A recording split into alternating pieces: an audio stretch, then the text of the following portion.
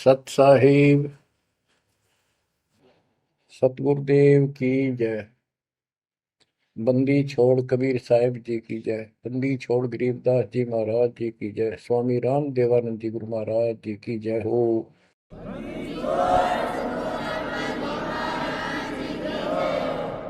सर्व संतों की जय, सर्व भक्तों की जय, धर्मी पुरुषों की जय।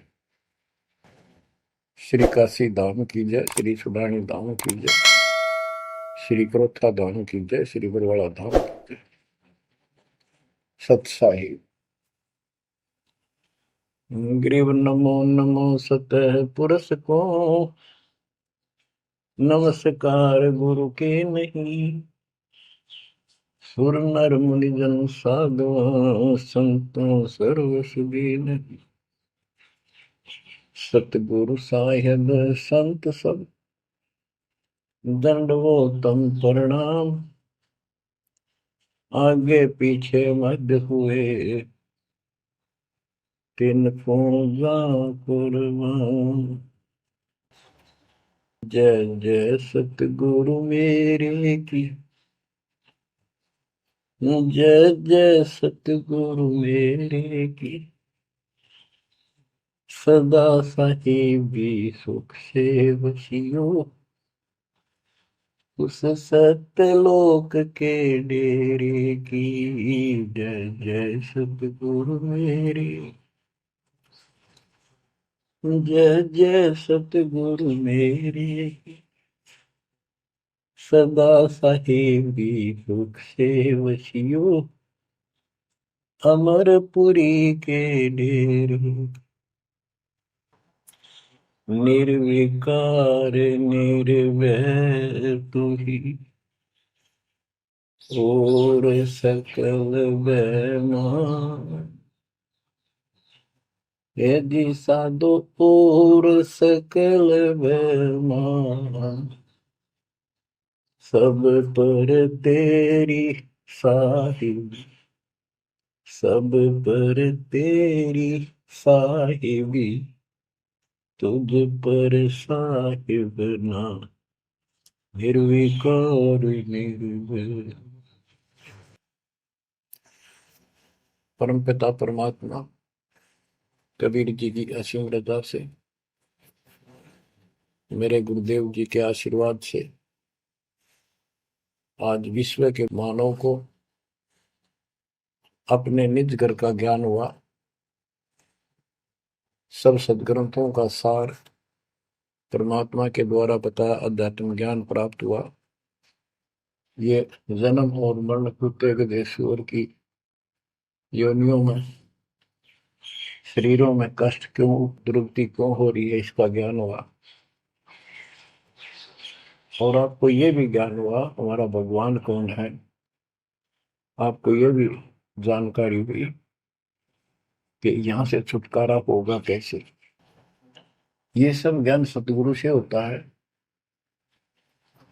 तो दास जब भी मालिक को याद करता है, अपने गुरु जी के एक एक वचन जो मुख्य तौर पर सुनाए गए थे, तुरंत आत्मा में लगते हैं जाके, और उनकी विशेष याद बनती है। और कबीर जी की ये बातें याद आती है। अमरवाणी कबीर सतगुरु के उपदेश का लाया एक विचार।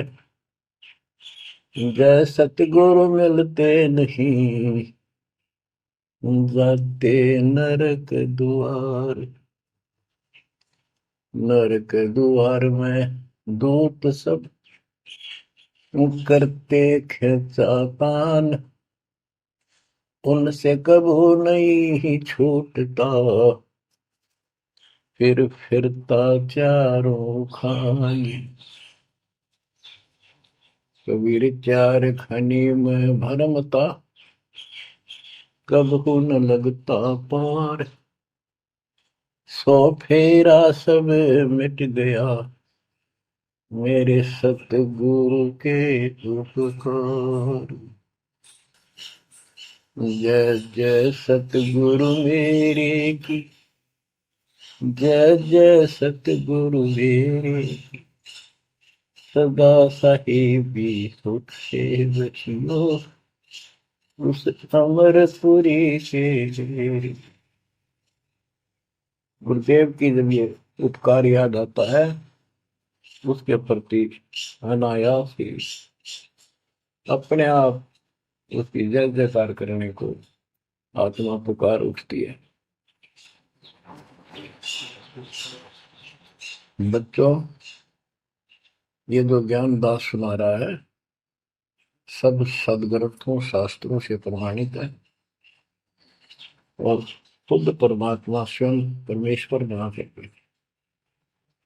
ये हमें ज्ञान बताया और फिर अपने बच्चों को ऊपर लेके गए, फिर नीचे छोड़ा। उन्होंने दिल खोल कर सच्चाई बताई, अपने समर्थ की जानकारी दी, उस घर का सुख और यहाँ के नरक का कष्ट याद दिलाया जो सत्य है। आज कोई सुखी नहीं, कोई सुखी नहीं धरती पर। इस बात को आप आसानी से समझ लेना। कबीर साहब कहते झूठे सुख को सुख है मान रहा मन बोल। एक छोटा सा गुजारा हो गया, अफसर बढ़ गया, नौकरी लग गई, कार होगी, कोठी होगी, माचा माचा करे। कल को मृत्यु के बाद वही कुत्ता बनकर उस कोठी के बाहर बैठेगा, कोई टूक नहीं डालेगा। ये कष्ट याद रखो जब ये भक्ति बनेगी। वैसे भक्ति हो ही नहीं सकती, क्योंकि मनुष्य जीवन के अंदर इतनी राहत मालिक देता है, उसको वो सुविधा खूब मिलती है। जैसे बच्चे स्कूल जाते हैं, पढ़ाई करते हैं, तो माता पिता उनको पूरी सुविधा देते हैं, अपनी स्थिति से बढ़कर, अपनी औकात से भी ज्यादा उन बच्चों पर खर्च करते हैं। और वो बच्चे पढ़ाई ना करके उन पैसों का दुरुपयोग करते हैं, उस समय का दुरुपयोग करते हैं कि तब बकवाद करें, फिल्म देखें या खेल में बढ़े रहे। तो अंत में वो फेल होकर के मजदूर लगते हैं। दास हरियाणा की इरिगेशन डिपार्टमेंट के अंदर सिंचाई विभाग में, यानी जूनियर इंजीनियर की पोस्ट पे था। तो वहां काम चल रहा था, हम खड़े थे, मजदूर भी थे। हमारा माइनर इरिगेशन का काम था। एक रोड का निर्माण हो रहा था वहीं पर। रोड के निर्माण पर मजदूर वहीं थे। हमारा भी काम उनके पुल बनाकर पार करना था, उस सड़क को निकाल के। वहीं खड़े थे, उनका एक्शन आया और फिर वो चला गया अपना देख दाख के। उस एक्शन के जाने के बाद एक मजदूर कहता है, ये मेरा क्लास फेलो था, मेरा सहपाठी था, मैं बकवादों में बड़ा रहा, पढ़ा नहीं, खेलने जाता, बीच में स्कूल छोड़कर बाहर भाग जाते और मैं फेल हो गया, ये पास हो गया। देखा जिसकी किसी में है, गाड़ी में चलता है, बढ़िया कोठी बना ली है, और मेरे बच्चे वही रेत में पड़े हैं। यूं कहकर उसकी आंखों में पानी आ गया। कबीर साहब कहते अच्छे दिन पाछे गए, गुरु से किया ना हित, अब पछतावा के करे चिड़िया चुगी खेत। इसी प्रकार बच्चों, आज आप इस परमात्मा के कॉलेज में, स्कूल में, यदि आप ठीक से नहीं पढ़ोगे, नहीं सत्संग सुनोगे, सेवा नहीं करोगे, दान नहीं करोगे, मर्यादा का पालन नहीं करोगे, फिर ऐसे रहोगे। कबीर साहब कहते हैं, हिड़की दे दे रोवेगी सुरता जब तुम चल लेगी अकेली। हे आत्मा, जिस परिवार को और जिस ठाठ बाट को, जिस राज को, जिस पद को देख कर आज जो भगवान याद नहीं आता, नालायक, यू तेरे साथ नहीं जाएगा। जिस दिन यम के दूध घसीट के ले जाएंगी, टक्कर मारेगी इधर उधर, डड्डा होगी बुरी तरह, तरीको भी नहीं सुनेंगे। खिड़की दे दे रोगी सुरता जब तू चल लेगी अकेली, आंख खोल के। बच्चों ये साफ बातें हैं, कति स्पष्ट है, 100% सत्य है, 200%, 1000% सत्य है, पर यह आत्मा क्यों ना मानती, यो मन ना मानने देता, तो यो मनाना पड़ेगा। अब इसका तरीका यही है, सत्संग सुनो, मनन किया करो, थोड़ी देर बैठ कर सोचा करो। यो नहीं बस सत्संग सुन रहे, बस बंद हुआ फटाफट बातें, वो करूंगा वो करूंगा, कर तो सारा लो। उसके अंदर भी परमात्मा मदद करेगा, तुम्हें लाभ मिलेगा ना, कभी सिर पटक लियो कोई राहत नहीं मिलेगी। अगर यूं सेठ बनते हो तो सारे बन जाते, सारे बाजे बाजे फिर पल्ला कुछ भी को नहीं। बच्चों आंख खोल लो बस। मैं तो आखिरी सांस तक ये बोलूंगा, क्योंकि मेरे अंदर तो ये फीड कर दिया मेरे दाता ने, मेरा कर्तव्य बना दिया। मैं अपने कर्तव्य पर उनको बोलूं नहीं। आगे आपकी किस्मत, आपके कर्म, आप कितना इसके ऊपर खरे उतरोगे, कितना इसको फॉलो करोगे। गिरी न्योली नाद सुभान गति, लड़े भुजंग हमेश, जड़ी जान नाम जगदीश है, विष नहीं व्यापै शेष। एक वाणी में कितना गजल का ज्ञान भर दिया। न्योल नाद सुभान गति, लड़े भुजंग हमेश, जड़ी जानो जगदीश का नाम है, नाम जगदीश है, विष नहीं व्याप्त शेष। एक छोटा सा जानवर होता है, गिलहरी से थोड़ा बड़ा, न्योल नेवला। और सांप कितना बड़ा होता है, चाहे कितना बड़ा सांप हो, ताकतवर हो, न्योला उसको मार देता है, उसको पराजित कर देता है। कैसे करता है, उसको पता होता है, वो सर्प को उस समय छेड़ता है जब आस पास कोई वो बूटी होती है, कोई औषधि का पौधा होता है, उसमें से सुगंध श्वास के द्वारा भर के लाता अपने फेफड़ों में, और सर्प के सम्मुख होकर उसको छोड़ देता है। उस जड़ी की स्मेल से, उसकी महक से वो सर्प डगमग हो जाता, उसको चक्कर आने लग जाते हैं। उस जड़ी में इतनी ताकत है, वो सर्प को कंडम कर देती है, उसको होश नहीं रहता। तो सर्प फिर भागने की चेष्टा करता है, और नेवला उसकी मुंडी पे बैठकर उसको पकड़ कर ऐसे रगड़ देता है, बार बार छोड़ता रहता है, वो मर जाता है, श्वास छोड़ता रहता है। तो बच्चों, यहाँ परमात्मा के ज्ञान को, परमात्मा की शक्ति और उस नाम की महिमा को परम पूज्य आदरणीय संत गरीबदास जी महाराज किस प्रकार डिफाइन करते हैं। गिरिवन्योल नाद सुभान गति, लड़े भुजंग हमेश, जड़ी जानो नाम जगदीश है, विष नहीं व्याप शेष। के दो ये मंत्र आपको दिए हैं, ये परमात्मा का नाम जो है, ये वो जड़ी है, नाग दमन जड़ी है ये। न्योल नाद सुभान गति, लड़े भुजंग हमेश। कि न्योला अपने से कई गुणे ताकतवर सर्प के साथ उस जड़ी की ताकत से लड़ता है, उसको भगा देता है, मार देता है।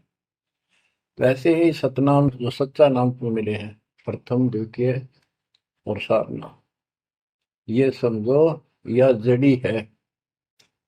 इन भूत प्रेत और अन्य देवी देवता पितृ पुत्र की तो बात छोड़ो, मेरे भूत तो छोड़ो, इनकी तो गल्ला छोड़ो। अगर काल भी आ जाए ना, विष्णु व्याप शेष, शेष नाग तो सब तो ताकतवर 1000 उसके, कि इतना ताकतवर काल है। आप इस मंत्र विधि से लिए हुए मंत्र को, जैसे जिसका नामकरण होगा उससे कोई असर नहीं होने का।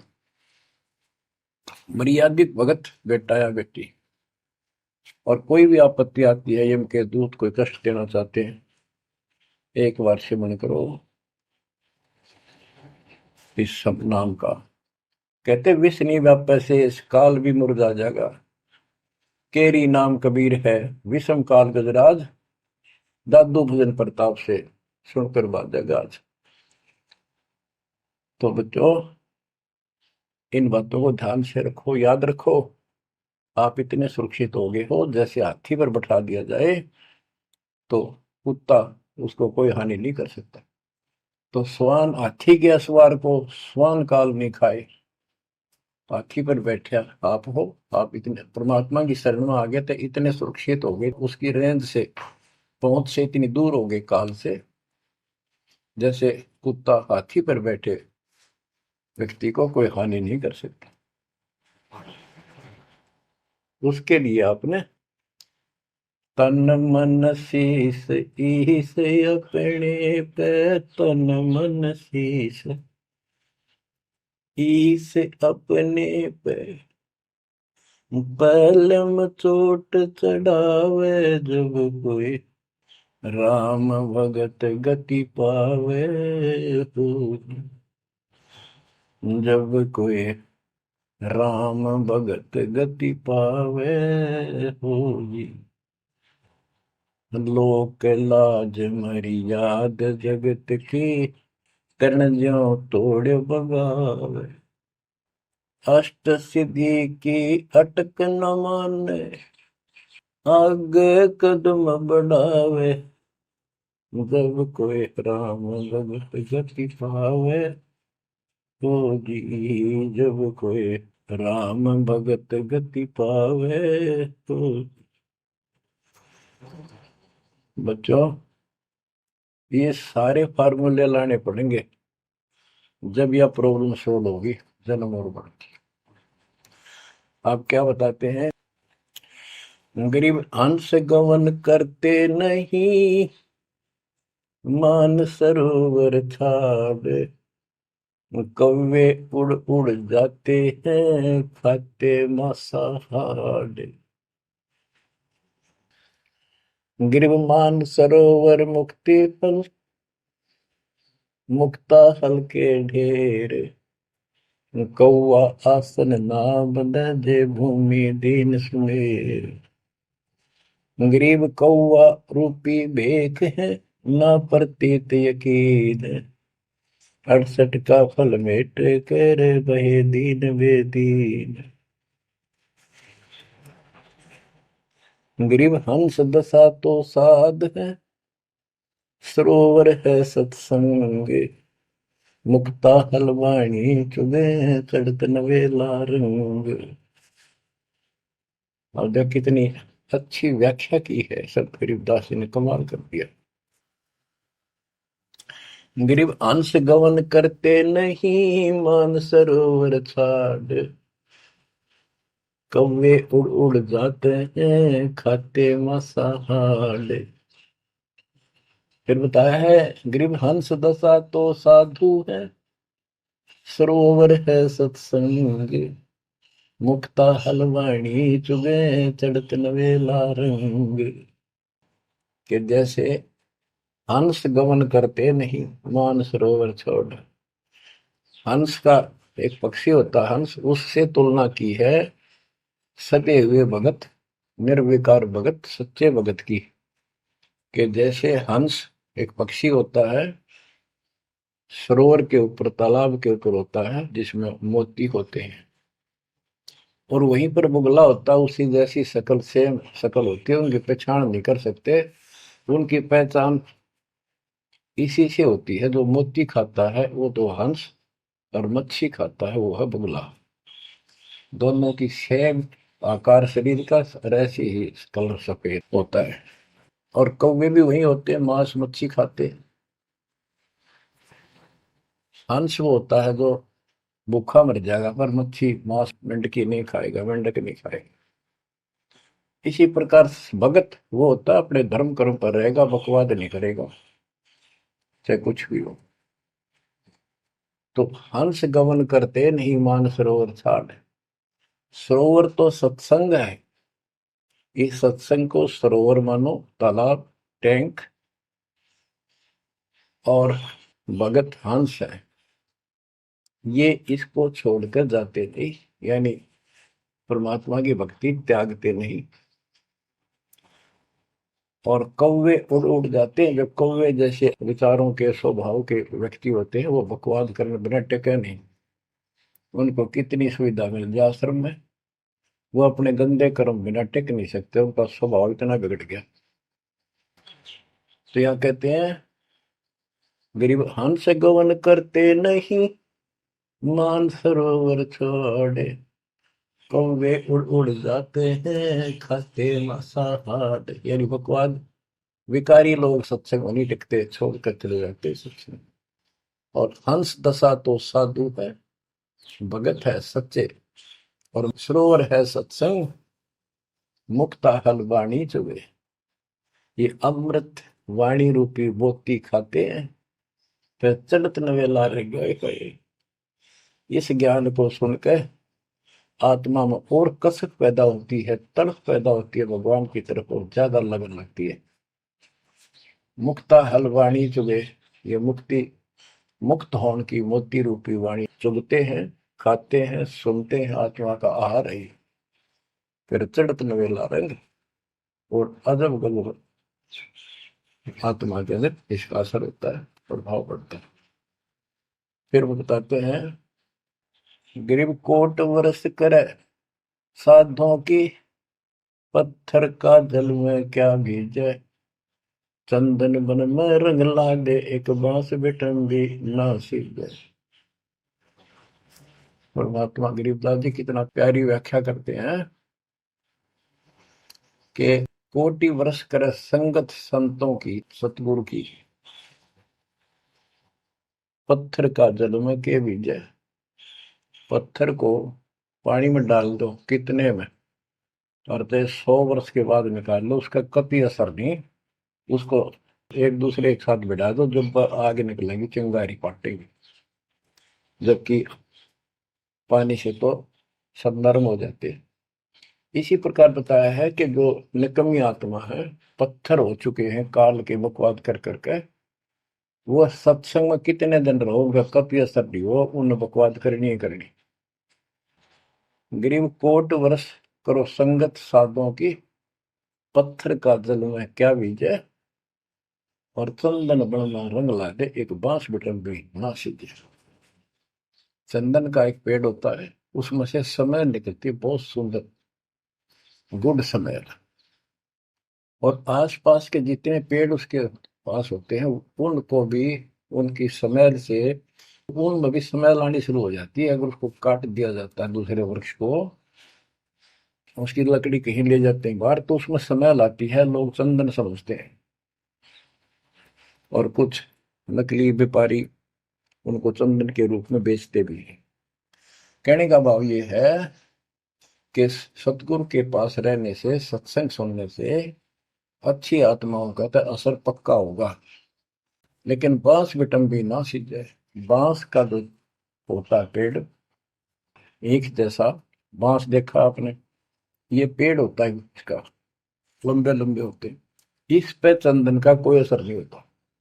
तो जो बांस जैसे कट्टर इंसान है, जिनकी आत्मा गिर चुकी है, मर चुकी है, पूर्ण पे इनका असर नहीं होता।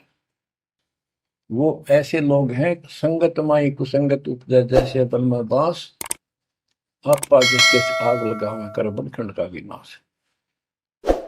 अब क्या बताते हैं, जो सत्संग में आकर भी बकवादी है और उनका असर नहीं हो रहा, वही कर्म बकवादों वाले करते हैं, नाम तोड़ रहे हैं, सार नाम लेकर भी बकवाद करते हैं। बच्चों, आप सुन रहे हो अमृत वचन, अमर ज्ञान। अब जैसे कई भक्त हैं, दिखे ऐसे हैं जैसे बहुत बड़े भगत है, बहुत निकट रहते हैं हमारे, और अंत में उनके कर्म इसे गद्दे पावे, हम सोच भी नहीं सकते। तो ये गलतियां हैं, इनको सुधारना पड़ेगा अपने। माई और बात तेरे काम न आवे, संतों शरण लाग रे, मुके सोवग पलत में बंदे, जाग जाग नर जाग रे, जाग जाग नर जाग, उठ सवेरे हुक्कावर लिया, के जाग्या नर भाग रे, शुक्रम किया ना करी रे बंदगी, फुटे तेरे भाग रे, फुटे तेरे भाग रे। इस तन सराय में जीव मुसाफिर, करता रहे दिमाग रे, रात बसेरा कर ले डेरा, चले सवेरा त्याग रे, चले सवेरा त्याग रे। बगैर